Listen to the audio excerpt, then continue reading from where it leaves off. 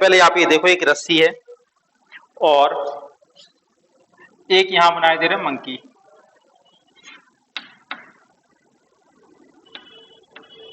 ठीक है, इसका मास है m। मंकी रस्सी को पकड़ के उस पर लटक गया। ठीक है, कंडीशन समझ में आ रही कि नहीं आ रही? एक रस्सी लटक रही है और मंकी ने इसको पकड़ लिया रस्सी को। ठीक है, मंकी की जगह कोई आदमी भी हो सकता है। इसका मास है m। ठीक है, अब हमें फाइंड करना है रस्सी में टेंशन कितना होगा। ठीक है, बात समझ में आ रही कि नहीं आ रही? फाइंड टेंशन इन रोप। चलो, अब आप ये देखो, मंकी का वेट कितना होगा? mg। कहां लगेगा? नीचे की ओर। रस्सी में एक टेंशन आएगा T। मंकी कहां जा रहा है? मंकी कहीं नहीं जा रहा। ठीक है, तो इस कंडीशन में टेंशन की वैल्यू किसके इक्वल होगी? mg। ठीक है, ये बात क्लियर है? ठीक है, T इक्वल टू हो जाएगा mg। ठीक है, रस्सी में कितना टेंशन आएगा? मंकी के वेट के इक्वल। ये फर्स्ट केस हो गया। ठीक है, अब हम सेकंड केस देखते हैं। अगर मंकी रस्सी पर ऊपर चढ़ने लगे और इसकी कांस्टेंट वेलोसिटी हो v। ठीक है, ये फर्स्ट केस हो गया। अब सेकंड केस में देखते हैं। अगर मंकी ऊपर चढ़ा रहा हो वेलोसिटी v से, ठीक है, तो क्या होगा? अगर कांस्टेंट वेलोसिटी v से ऊपर चलेगा तो एक्सीलरेशन कितना हो जाएगा? 0। ठीक है, इस केस में क्या होगा? सेकंड केस आप क्या लिखोगे? ऊपर जा रहा है तो ऊपर वाला बड़ा होगा, t minus M G equal to M into A. A की वैल्यू कितनी है? 0। तो इस केस में भी क्या आ जाएगा? इस केस में भी आएगा t equal to M G. ठीक है ना, यहां तक बात समझ में आ रही है? अब हम इसका थर्ड केस देखते हैं। अगर मंकी कांस्टेंट एक्सीलरेशन से ऊपर जा रहा हो, ठीक है, अगर मंकी कांस्टेंट एक्सीलरेशन ए से ऊपर जा रहा हो तो अब रस्सी में टेंशन कितना होगा? ठीक है, ये हो गया थर्ड केस। क्या लिखोगे? T minus M G. ऊपर जाएगा तो ऊपर वाला फोर्स बड़ा होगा। ठीक है ना, T minus M G equal to M A. इससे टेंशन की वैल्यू आ जाएगी एम जी प्लस एम ए। ठीक है, यहां तक बेटा क्लियर है पूरा? सब लोग इसको देख लो।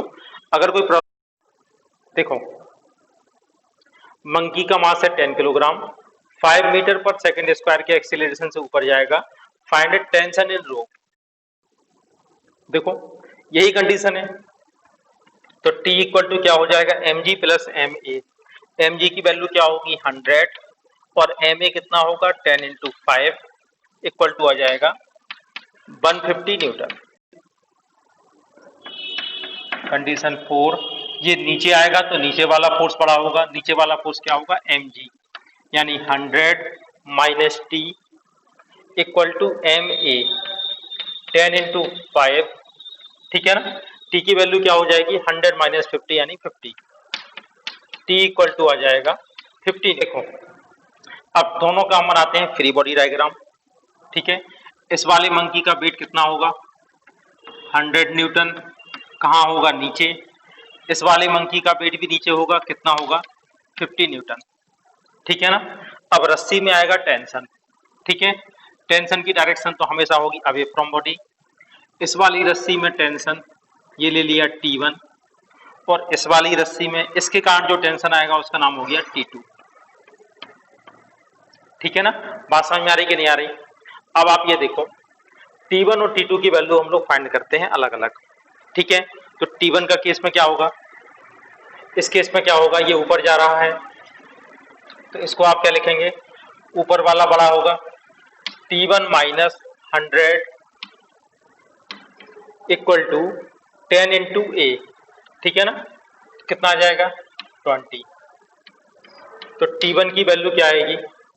यह आ जाएगी T1 इक्वल टू 120। ठीक है, अब आप इसको देखो, इस वाले केस में क्या होगा? ठीक है, ये कहाँ आ रहा है? नीचे। तो आप क्या लिखोगे? 50 माइनस T2 इक्वल टू क्या होगा, ठीक है, 5 × 3 ये हो गया 15। तो T2 की वैल्यू क्या आएगी, T2 इक्वल टू यह आ जाएगा 35, ठीक है ना। अब ध्यान रखना, कोई भी मंकी कहीं भी जाए, टेंशन हमेशा ऐड होगा। टोटल टेंशन जो होगा रोप का, T इक्वल टू हमेशा होगा T1 प्लस T2, ठीक है।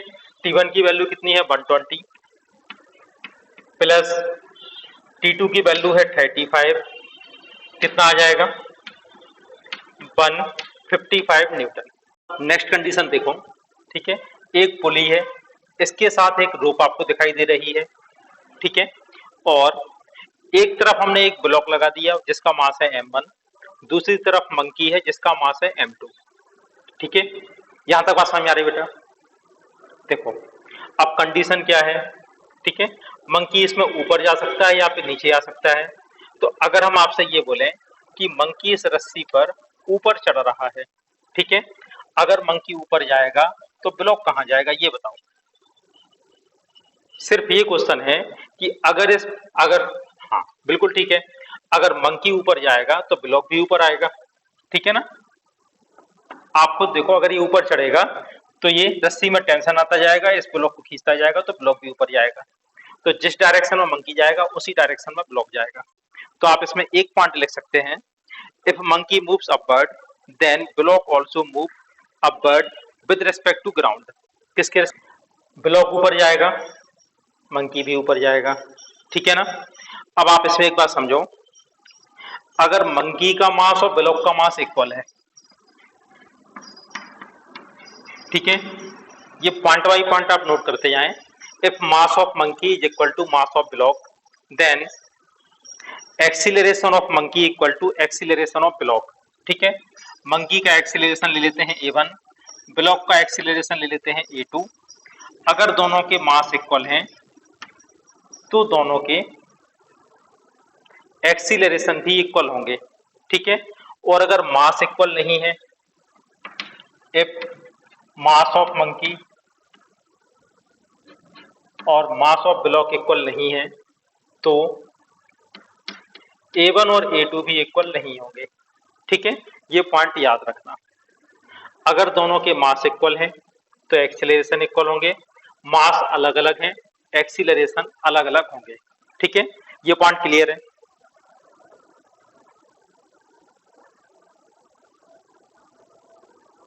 ठीक है बेटा, ये बात समझ में आ रही कि नहीं आ रही? यहाँ पर a1 और a2 क्या है, acceleration of monkey and acceleration of block with respect to ground. ये ग्राउंड के रिस्पेक्ट में है, जो आदमी ग्राउंड पे खड़े होकर देख रहा है उसके लिए ये एक्सीलरेशन दिखाई दे रहे हैं, ठीक है ना। यहाँ तक बात क्लियर है? अब कभी कभी क्वेश्चन में गिवन होता है acceleration of monkey with respect to रोप,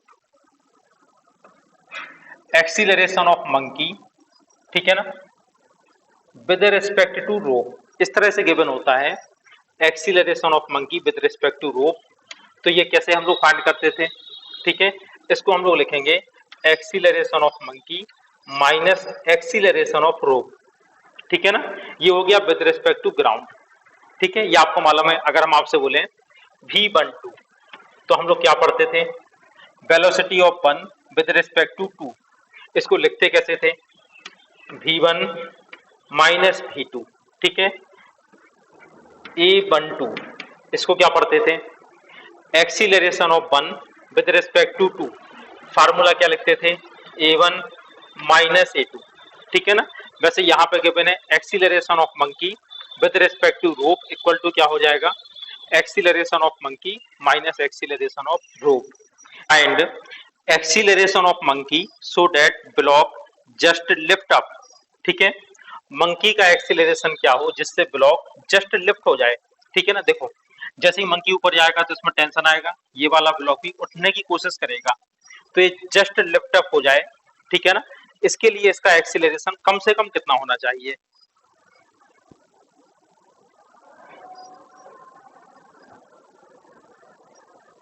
ठीक है बेटा, क्वेश्चन समझ में आ रहा है?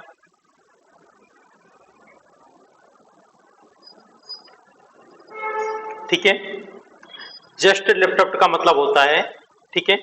इसमें कोई एक्सीलरेशन प्रोड्यूस ना हो, बस ये थोड़ा सा ऊपर उठ जाए, मतलब ऊपर वाला फोर्स और नीचे वाले फोर्स इक्वल ही होंगे। ठीक है, इसको सॉल्व करो आप लोग। चलो इनके फ्री बॉडी बनाते हैं। इसका वेट कहाँ लगेगा? नीचे। कितना होगा? m2g। यहां पर आएगा टेंशन, यही टेंशन इस पर आएगा। ठीक है, यहां तक बात समझ में आ रही? और इसका वेट कितना होगा? m1g। इतने में तो किसी को दिक्कत नहीं होनी चाहिए। ठीक है, अब आप ये बताओ, अगर आप इसको जस्ट लिफ्ट अप करना चाहते हो तो टी की वैल्यू किसके इक्वल होगी? टी की वैल्यू किसके इक्वल होगी अगर ये जरा सा भी ऊपर उठ गया? ठीक है ना, कोई एक्सीलरेशन से चलाने की बात नहीं हो रही। ठीक है, तो आप ये बताओ टी की वैल्यू किसके इक्वल होगी? टी इक्वल टू होगा m1g। ठीक है, यहां तक बात समझ में आ रही है? टी इक्वल टू आ जाएगा m1g। यहां तक बिल्कुल क्लियर है? अब आप इस पर आ जाओ। ठीक है, मंकी का एक्सीलरेशन आपको फाइंड करना है। मंकी का एक्सीलरेशन ले लो ए। ठीक है, अब आप इसमें देखो, इसमें इक्वेशन क्या बनेगी? T minus m2g equal to क्या आ जाएगा? m2a। ठीक है ना, टी की वैल्यू आप यहां से रख दो, कितना होगा? m1g minus m2g equal to m2a। तो एक्सीलरेशन की वैल्यू क्या आएगी? जी आप कॉमन ले सकते हो, a इक्वल टू आएगा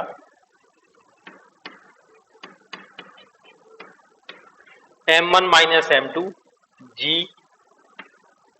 ओवर m2। ठीक है ना, यहां तक बात समझ में आ रही है? इतने एक्सीलरेशन से अगर वो चलेगा तो क्या हो जाएगा? ब्लॉक लिफ्ट अप हो जाएगा। ठीक है, और लिफ्ट अप कब नहीं होगा? ए की वैल्यू इससे कम नहीं होना चाहिए। ठीक है ना, if A less than m1 minus m2 upon m2 into G. अगर ए की वैल्यू इससे कम है तो ये इसको नहीं उठा पाएगा। अभी अलग अलग बुक में अलग अलग क्वेश्चन दिए रहते हैं, कुछ बुक्स में यहाँ पे बनाना बना देते हैं बहुत सारे। ठीक है, बंच ऑफ बनाना है, ये मंकी ऊपर जाएगा तो इसको जस्ट ऊपर कर सके तो आंसर सबका एक ही आएगा। ठीक है ना, हमने यहाँ ब्लॉक बना दिया। एक क्वेश्चन है, find acceleration of 5 kilogram block. ठीक है, मंकी का मास गिवन है 10 kg, ब्लॉक का मास गिवन है 5 kg। मंकी ऊपर जा रहा है 5 मीटर पर सेकंड स्क्वायर के एक्सीलरेशन से, तो ब्लॉक का एक्सीलरेशन क्या होगा? देखो इनका फ्री बॉडी बनाते हैं। इसका वेट कितना होगा? 50 न्यूटन। टेंशन होगा टी, यहां भी टेंशन होगा टी। इसका वेट कितना होगा? 100 kg। ठीक है ना, अब आप इसमें इक्वेशन लगाओ। ठीक है, टी माइनस 100 इक्वल टू क्या आएगा? 50। टी की वैल्यू आ गई 150। ठीक है, अब आप यही इक्वेशन इसमें अप्लाई करो, और आपको ये बताए थे कि दोनों कहाँ जाएंगे? ऊपर जाएंगे। ठीक है ना, एक्सीलरेशन ए डैश लिख लें, इसका एक्सीलरेशन अलग अलग होंगे अगर मास अलग अलग है। ठीक है, अब इसकी ब्लॉक की इक्वेशन क्या होगी? T minus 50 equal to 5a dash. T की वैल्यू मालूम है 150, 150 माइनस 50 हो जाएगा 100 इक्वल टू आ गया 5a डैश। ए डैश की वैल्यू आ जाएगी 20 मीटर पर सेकंड स्क्वायर। हाँ, अब आप इस क्वेश्चन में देखें, एक बैग है, एक कील लगा दी कुछ भी। ठीक है ना, यहां से एक रस्सी आती है, इसके बाद यहाँ पर एक मंकी है, इसका मास है 20 kg। ठीक है, और मंकी से लेके पुली तक की लेंथ है 10 मीटर। ठीक है, ये एंगल है 45 डिग्री, आपको फाइंड करना है। ठीक है, monkey climbed up on rope of 10 metre in minimum time. ठीक है, मंकी यहां से यहां तक मिनिमम टाइम में चला जाता है। ठीक है। Maximum tolerable force on peg is 300√2 Newton. और ये जो पैग है ये अधिक से अधिक टेंशन सहन कर सकती है 300√2 न्यूटन। ठीक है। अगर इससे आना टेंशन इस पे हो जाएगा, इससे आना फोर्स लग जाएगा, तो ये कील यहां से उखड़ जाएगी। ठीक है।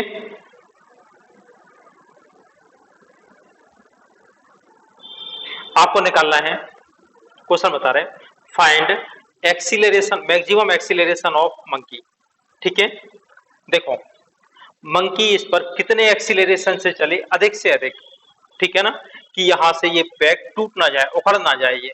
और ये कितना फोर्स सहन कर सकती है, 300√2 न्यूटन। ठीक है। बात समझ में आ रही कि नहीं आ रही। और इसको यहां से यहां तक मिनिमम टाइम में पहुंचना है। ये बहुत तेजी से चलना चाहता है, मतलब मैक्सिमम एक्सीलरेशन से चलता है ये।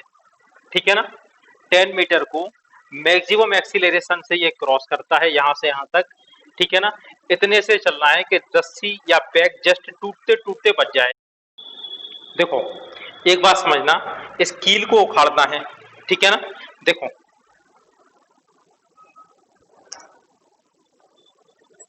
मान लो कहीं पर इस तरह की कील लगी है, ये कील मान ले रहे हैं। ठीक है ना, और आप इसको उखाड़ना चाहते हो, तो फोर्स कैसा लगाना पड़ेगा, इसको पकड़ के इसके परपेंडिकुलर। ठीक है ना, कील को आप ऐसे फोर्स लगा के तो उखाड़ोगे नहीं। ठीक है ना, इससे तो ये टेढ़ी हो जाएगी। फोर्स कैसा लगाना पड़ेगा, ऊपर की ओर। ठीक है, यहां तक बात समझ में आ रही कि नहीं आ रही, ये बताओ। किसी भी कील को उखाड़ने के लिए आपको फोर्स लगाना पड़ेगा अपर डायरेक्शन में। ठीक है ना, यहां तक बात बिल्कुल क्लियर है कि नहीं, ये बताओ।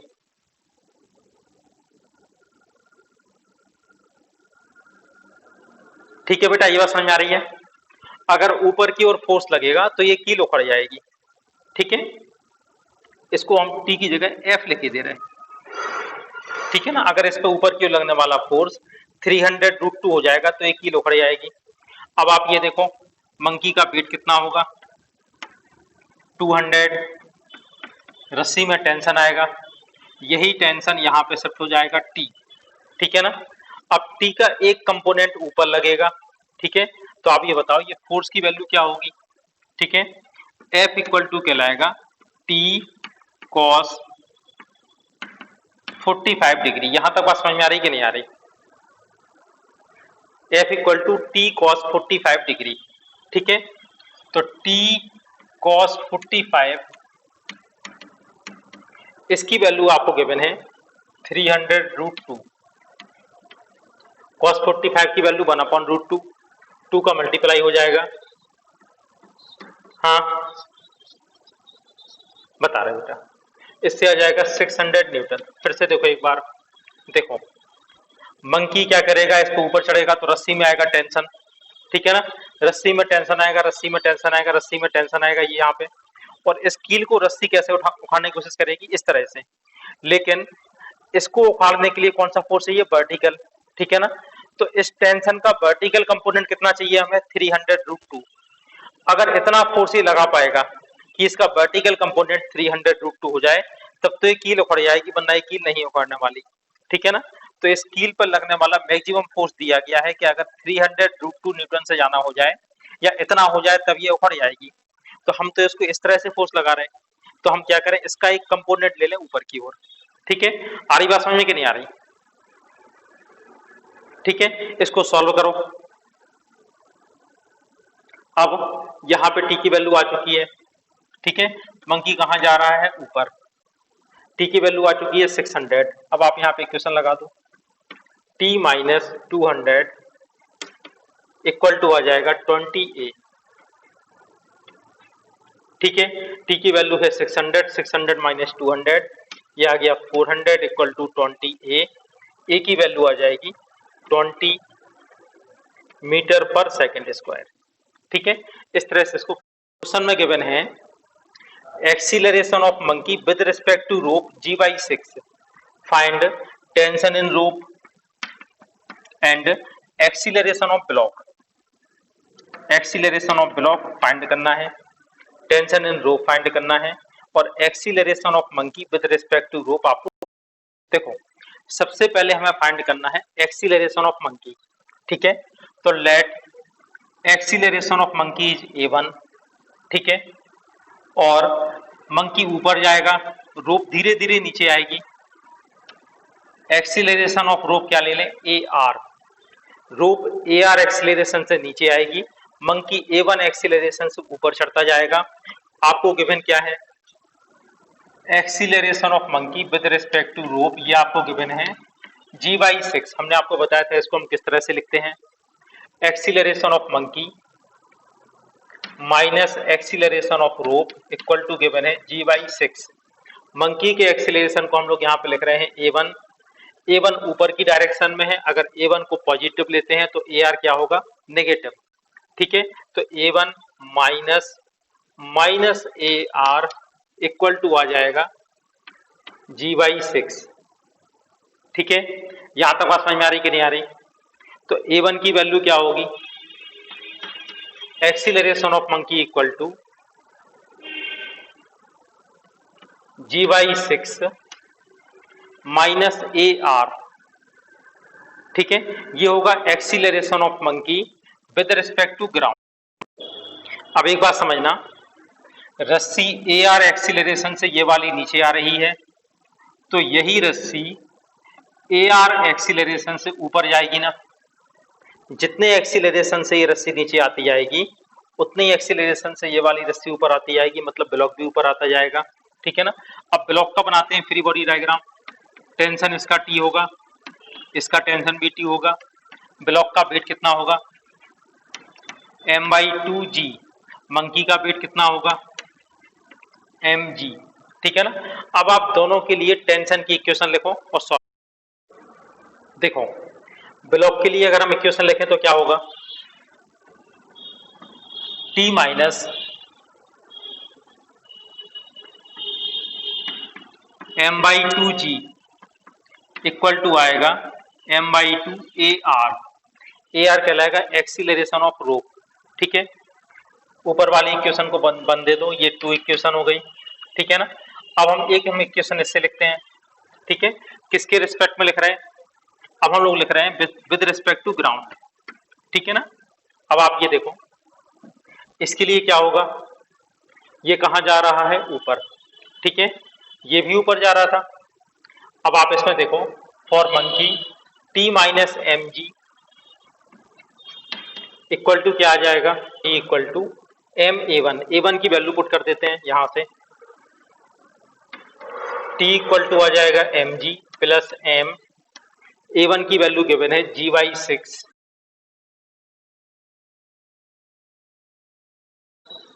g/6 माइनस AR, g/6 माइनस AR, ठीक है। T की वैल्यू हमने यहां से रख दी। अब आप दोनों को इक्वेट करो, ठीक है। तो आप यहां से देखो MAR ये हो जाएगा 3/2 MAR इक्वल टू mg, यहां से आएगा mg/2 तो बचेगा mg/2 प्लस mg/6,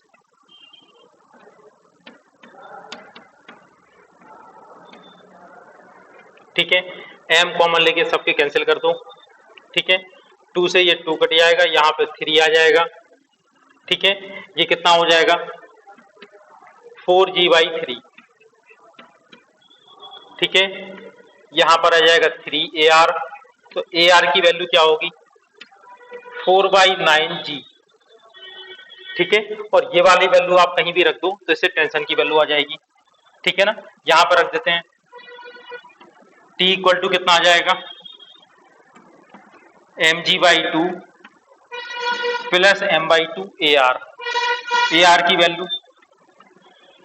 4/9g, ठीक है ना। इसको सॉल्व करो जल्दी से, आंसर बताओ। एलसीएम आ जाएगी एलसीएम आ जाएगी 18, ये 9 प्लस 4 13 mg ओवर 18, ये।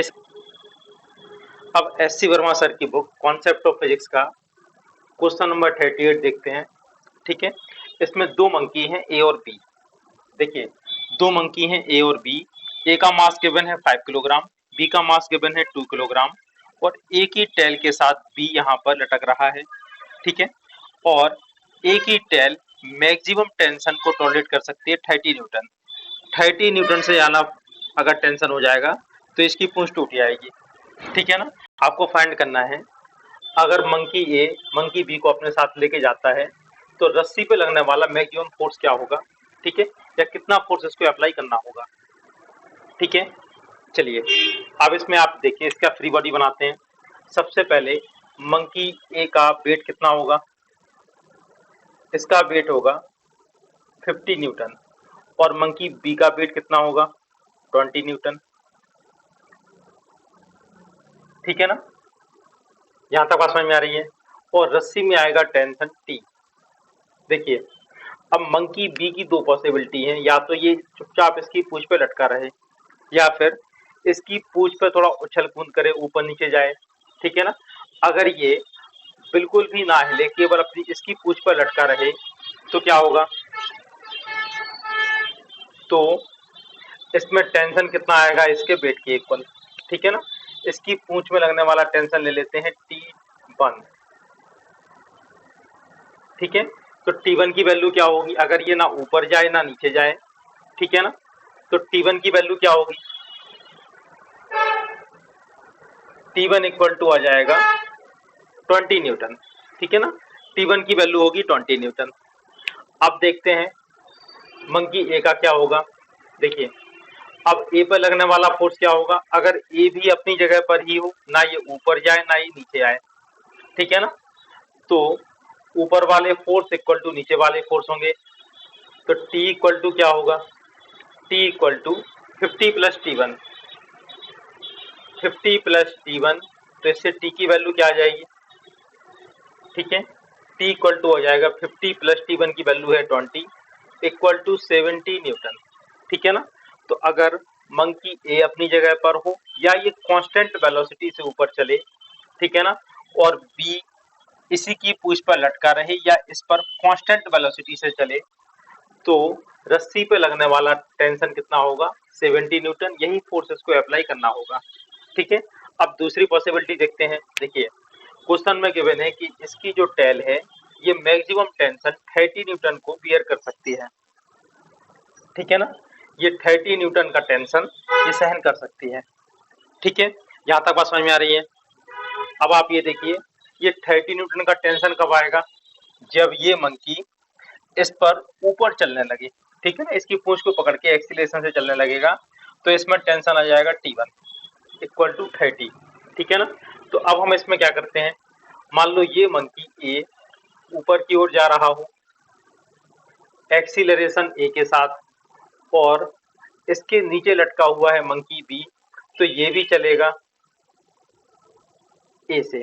ठीक है ना, जब ये ऊपर चलेगा एक्सीलरेशन ए से तो ये भी जाएगा, क्योंकि ये इसके साथ लटका हुआ है। ठीक है, अब आप देखो,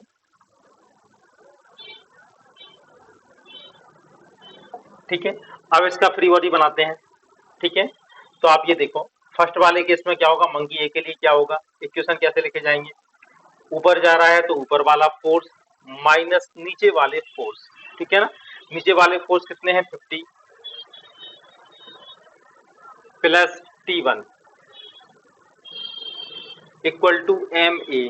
ठीक है ना, ये कितना आ जाएगा 5 इंटू ए।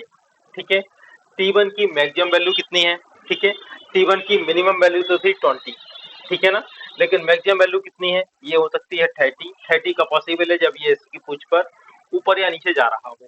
ठीक है ना, तो यहाँ पर अगर हम मैक्सिमम टेंशन की बात करें तो T इक्वल टू कितना आ जाएगा 50 प्लस T1, यानी कितना आ जाएगा प्लस 30 हो जाएगा 80।